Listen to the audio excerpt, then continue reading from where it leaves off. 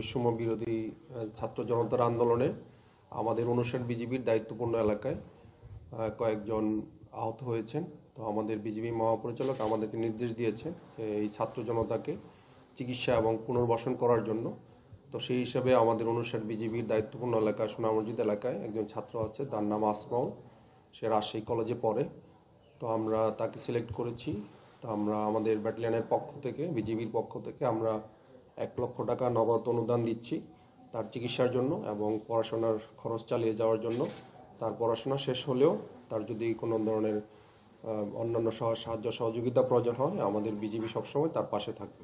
22 জুলাই আমরা যখন আন্দোলনটা শুরু করি, তারপরে তো আমি সোনা মসজিদে শান্তিপূর্ণভাবে যে আমাদের মিছিল ছিল সেটাতে পুলিশ যখন লাঠিচার্জ শুরু করে, তখন এই মুহূর্তে আমি আন্দোলনে আহত হই এবং আমার পায়ের নিচে ফ্র্যাকচার হয়।